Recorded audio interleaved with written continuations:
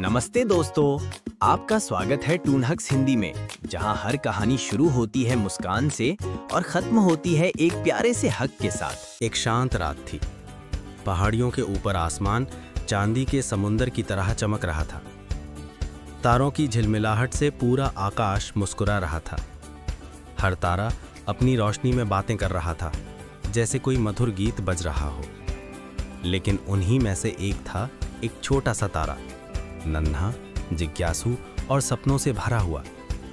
हर रात वह नीचे झांककर पृथ्वी को देखता। पेड़ों की लहराती डालियां, नदियों की चमक और गांव की टिमटिमाती रोशनी। अरे, ये धरती कितनी सुंदर है, उसने मुस्कुराते हुए कहा।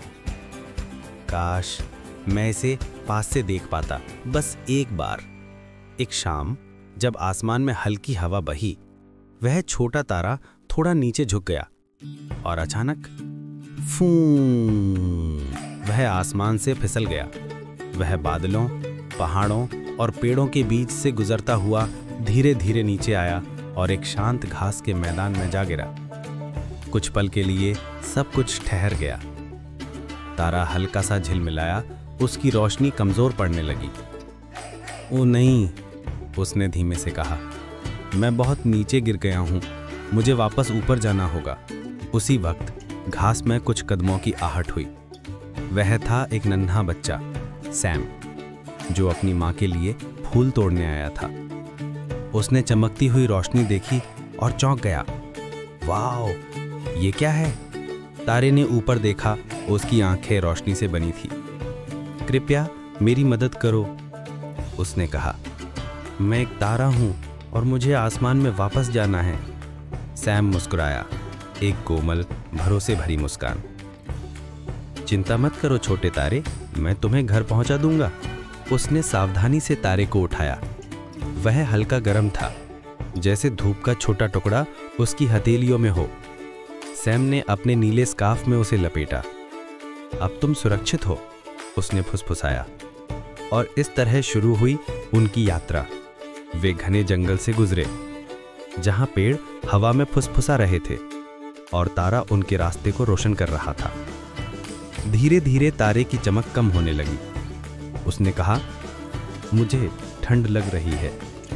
सैम ने पास की लकड़ियां इकट्ठी की और एक छोटी सी आग जलाई। लो, ये तुम्हें गर्म रखेगी, उसने मुस्कुराते हुए कहा। तारा धीरे धीरे फिर चमकने लगा। धन्यवाद सैम, उसने कहा, तुम बहुत दयालु हो।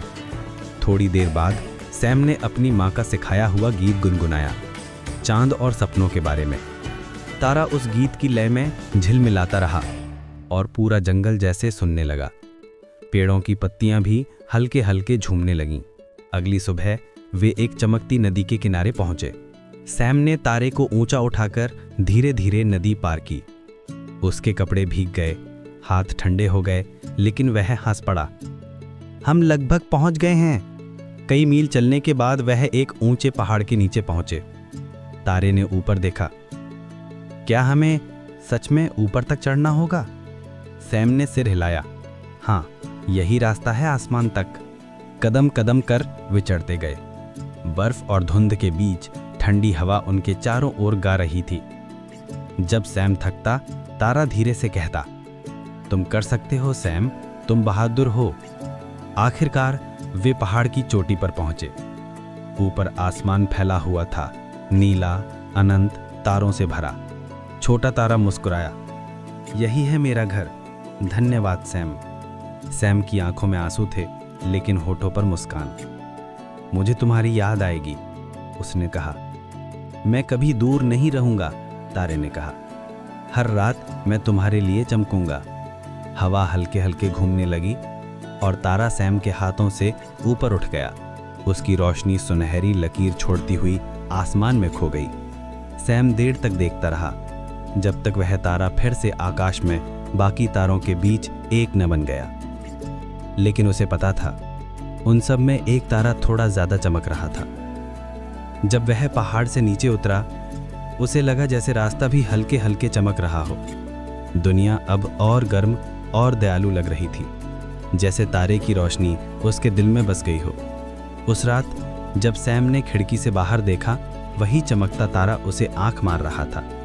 और तब से जब भी सैम किसी की मदद करता, उसे दिल में एक छोटी सी चमक महसूस होती, जैसे आसमान से एक तारा उसके अंदर बस गया हो। सीख: जब हम दूसरों की मदद करते हैं, उनके दिलों में रोशनी भरते हैं, तो हमारी अपनी रोशनी भी और चमक उठती है। अगर आपको ये कहानी पसंद आई हो तो लाइक, शेयर और सब्सक्राइब करें टून हक्स हिंदी, बच्चों के लिए और भी मजेदार व नैतिक कहानियां पाने के लिए।